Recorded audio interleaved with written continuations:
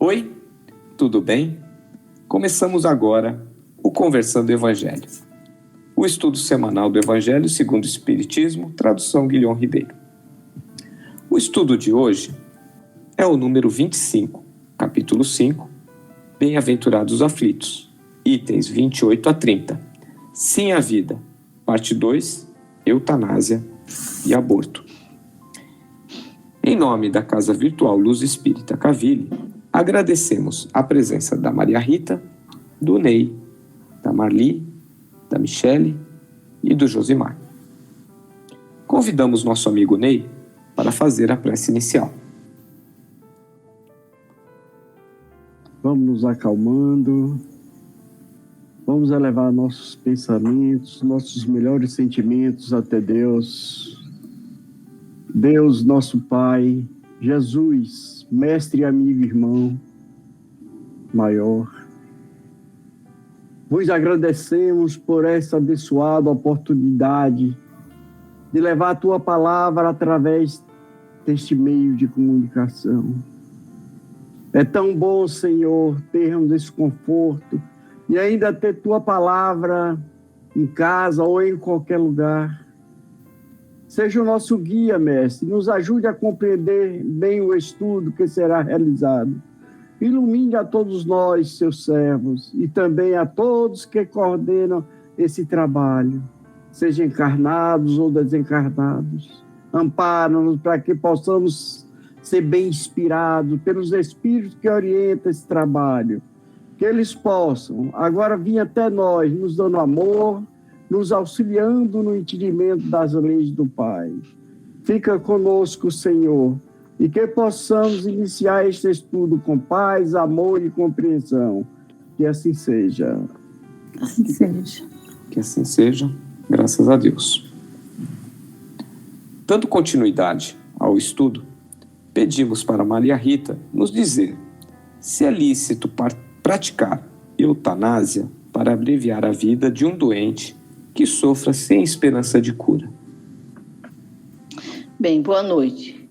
Claro que não é lícito a prática da eutanásia, principalmente do ponto de vista do espírito em evolução, que precisa deste plano encarnado para continuar, não é, o seu trabalho rumo à perfeição. Do ponto de vista do espiritismo, a eutanásia é um erro. É um grande equívoco daqueles que defendem em nome do amor e da compaixão perante aquele que passa por uma doença incurável e dolorosa.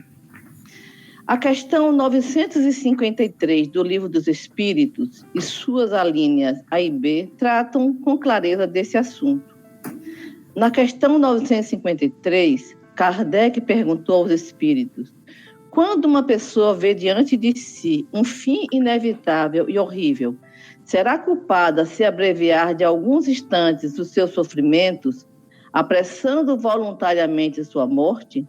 A resposta dada pelos espíritos é a seguinte: é sempre culpado aquele que não aguarda o termo que Deus lhe marcou para a existência. E quem poderá estar certo de que, malgrado as aparências, esse termo tenha chegado de que talvez um socorro inesperado não venha no último momento? Outra pergunta em relação ao assunto. Concebe-se que, nas circunstâncias ordinárias, o suicídio seja condenável, mas estamos figurando o caso em que a morte é inevitável e em que a vida só é encurtada de alguns instantes. A resposta é a seguinte: é sempre uma falta de resignação e de submissão à vontade de Deus. Outra pergunta: quais, nesse caso, as consequências de tal ato? Resposta: uma expiação proporcionada, como sempre, à gravidade da falta de acordo com as circunstâncias. Nos 10 mandamentos da Bíblia Sagrada está inequívoca a recomendação de que não matarás. Portanto, matar é contrário à lei de Deus. Nossa vida aqui na Terra tem um ciclo a ser respeitado e seguido, onde a morte representa o seu último momento. Por mais dolorosa e difícil que seja uma experiência, o último momento deve ser esperado pacientemente. Não temos o direito de apressá-lo, pois não sabemos ao certo se esse é realmente o último momento, se novas experiências e novas oportunidades de crescimento e evolução não vão surgir desse momento de dor e sofrimento. Portanto, a eutanásia é nefasta para o espírito, pois interrompe o processo de depuração ao apressar o desencarne, o que, segundo o espírito de André Luiz, impõe ao desencarnado sérias dificuldades no retorno ao plano espiritual. De acordo com Emmanuel, a agonia prolongada pode ter finalidade preciosa para a alma, e a moléstia incurável pode ser um bem, como a única válvula de escoamento das imperfeições do espírito em marcha, para a sublime aquisição de seus patrimônios na vida imortal. Além do mais, os desígnios divinos são insondáveis e a ciência precária dos homens não pode decidir nos problemas transcendentais das necessidades do espírito. André Luiz nos faz o seguinte apelo: companheiros do mundo, que ainda trazeis a visão limitada aos arcabouços da carne, por amor aos vossos sentimentos mais caros, dai consolo e silêncio, simpatia e veneração aos que se abeiram do túmulo. Eles não são as múmias torturadas que os vossos olhos contemplam, destinadas a lousas que a poeira carcome. São filhos do céu, preparando o retorno à pátria, prestes a transpor o rio da verdade, cujas margens um dia também vós chegareis. E para finalizar, eu vou citar aqui uma consideração feita pela Federação Espírita Brasileira no livreto Eutanásia, né? É importante entender que o sofrimento no final da vida na Terra, seja pela doença incurável, seja pelo desgaste natural do corpo físico, é uma das formas de aproveitamento do espírito em contato com a matéria, resgatando faltas ou progredindo através do sacrifício. Em mundos de provas e expiações como o nosso, muitas vezes a lei divina mede o resultado de uma encarnação através dessa prova final, na qual o espírito comprova pela paciência, pela resignação e pela fé o proveito de toda uma existência. É excelente as considerações, viu, Rita? E aí a gente entra em outra questão, né? Que quais seriam as consequências de uma eutanásia? Pois bem, na doutrina espírita, a eutanásia é vista como uma forma de homicídio, onde os agentes responsáveis pelo ato responderão no porvir em um grau compatível com seus atos. De acordo com a doutrina espírita, a sua prática, mesmo que seja com as melhores intenções, pelo amor ao próximo, cessar o sofrimento, por piedade, o indivíduo cometerá um crime de lesa natureza, pois está destruindo o que Deus nos deixou de mais valioso, a vida, criaturas de Deus que têm a obrigação de preservar e conservar a vida. A interrupção pela eutanásia estaria infringindo um dos pilares da doutrina espírita, que é a reencarnação, pois o ser humano possui uma missão e passa por provas necessárias ao espírito. Segundo a doutrina espírita, estamos aqui na terra de expiação para concluirmos e vencer nossos obstáculos e todas as nossas consequências. São existências e causas de vidas anteriores. São juros da dívida que temos que pagar provações, testes, circunstâncias ligadas às ações das nossas vidas antepassadas, das nossas vidas pretéritas, onde o espírito reencarnado seria gravemente prejudicado se sofrer ação direta de seu semelhante de ceifar a vida carnal.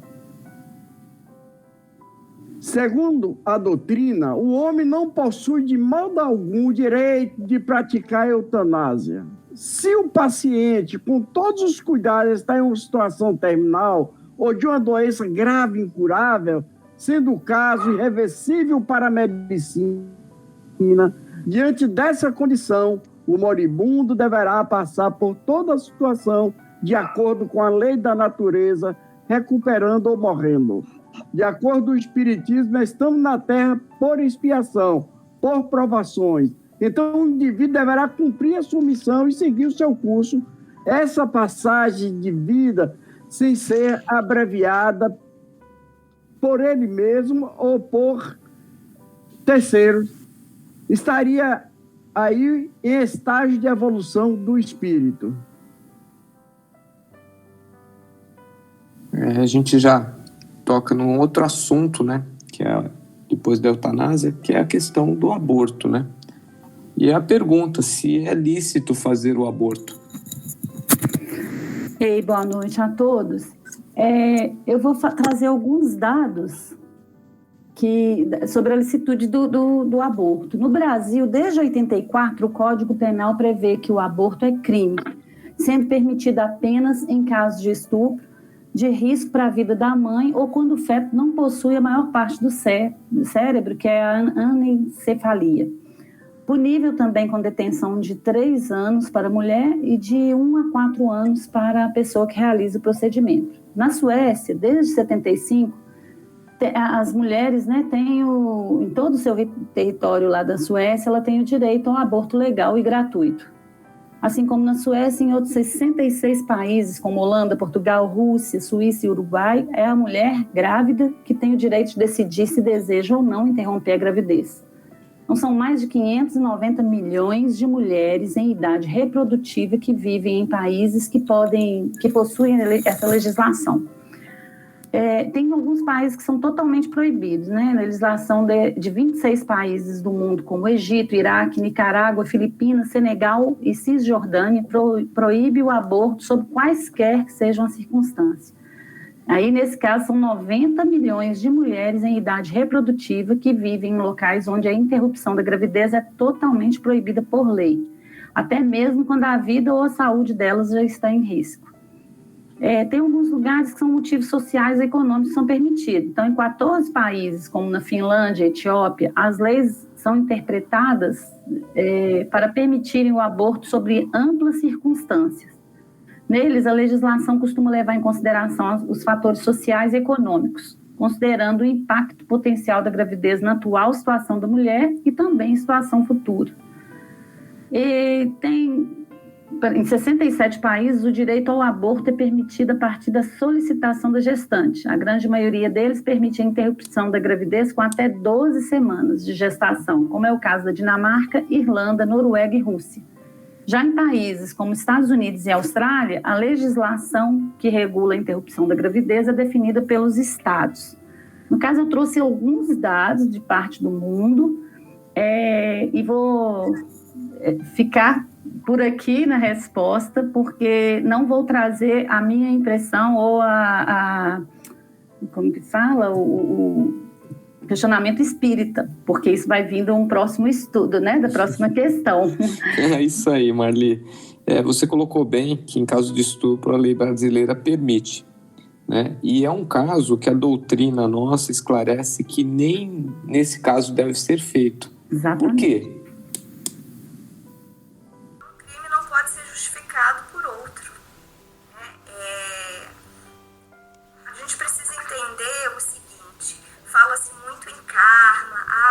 Predestinado a vir assim nessa vida, Deus jamais permitiria, na sua infinita bondade e misericórdia, que alguém viesse predestinado a ser estuprada. Então, infelizmente, quando acontece essa essa fatalidade, né, um crime que a pessoa não conseguiu escapar, evitar e veio a gravidez, a doutrina espírita nos indica que a gestante leve a gravidez até o final. Se ela não consegue realmente ficar com a criança, para ela vai ser muito penoso, que ela dê essa criança para algum familiar, criar, cuidar, e se nenhum familiar puder, aí sim colocar essa criança para adoção. Mas nós, como cristãos, não podemos aceitar a possibilidade de aborto, mesmo que seja por estupro. E só para ilustrar, eu vou até colocar lá no grupo, na parte escrita, a literatura espírita nos traz casos belíssimos da bondade divina, porque essas mulheres, elas não ficam desamparadas. Muitas vezes, quando acontece a gravidez, espíritos iluminados acabam reencarnando através dessa mulher e vêm ajudá-la, vêm ajudar a família. Então a gente não tem que pensar, porque é vítima de um estupro, é filha de estuprador, vai vir um marginal. Não, pelo contrário. Muitos casos que são espíritos iluminados que vêm realmente para ajudar a pessoa a passar por essa prova. Então, é isso. A gente não pode justificar um crime com outro crime. Não, perfeito, Michele, excelente. E aí resta mais uma pergunta, né, que é: que consequências morais e espirituais advêm da prática do aborto? Então, meu povo, a gente sabe, né, nós sabemos que o nascimento de um ser não é uma obra do acaso, né? Ninguém nasce por acaso. Antes dessa gestação, houve todo um planejamento, né, reencarnatório, onde nós estamos ainda em um planeta de provas e expiações, onde muitas encarnações são usadas para zerar as dívidas, né? Apaziguar os ânimos, né? Fazer com que surja entre inimigos um pouco de ternura, de paz e, quem sabe, futuramente, amor. Então, antes da encarnação, existe todo um planejamento. Muitas vezes são espíritos completamente antipáticos, né, que realmente não se dão e são obrigados até, né, compulsoriamente, a se submeter a uma relação entre pai e filho, né, reencarnar como pai, mãe e filho. Então, nesse planejamento encarnatório é muito comum, às vezes, né, os ânimos, né, não se cruzem, né? Então, há toda uma persuasão para que o casal receba aquele novo ser, né, aquele filho, que deve receber todo o amor. E eu estou narrando dessa forma para que a gente possa entender o quanto é difícil, né, para aquele que está reencarnando ter o seu renascimento negado depois de todo esse trâmite, de todo esse trabalho. Então, as consequências do aborto podem ser bastante complicadas, né? Você pode adquirir débitos que somente com muito trabalho poderão ser revertidos. Mas, como sempre, né, a justiça divina, sempre a misericórdia divina atuando, sempre nos deixa essa oportunidade de reverter o quadro. Mas as consequências morais e espirituais são bem severas, né? Excelente, Josimar. E que a gente entenda, né, que o respeito e o valor à vida sempre vem acima de qualquer coisa. E aí eu agradeço a colaboração de todos no estudo da noite e peço para a nossa amiga Marli fazer a nossa prece de encerramento.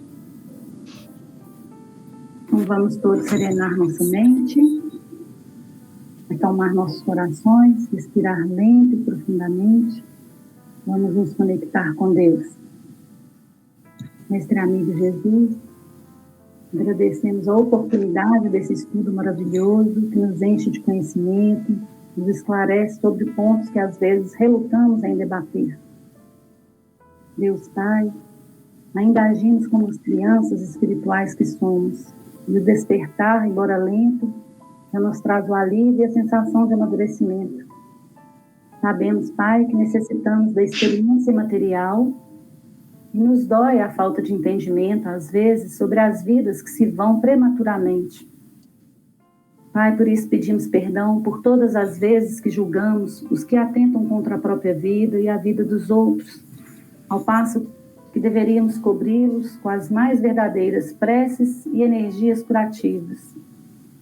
Cuida de nós, Senhor, cuida de quem precisa de amparo moral, emocional e físico. Para encerrar essa prece, Senhor, pedimos que nos dê o lenitivo necessário para poder passar com sobriedade, respeito e muita esperança esse período que estamos passando. E conosco hoje e sempre, assim seja. Graças a Deus, que assim seja. Que seja. Tenham todos uma boa semana e até o próximo estudo. Fiquem com Deus.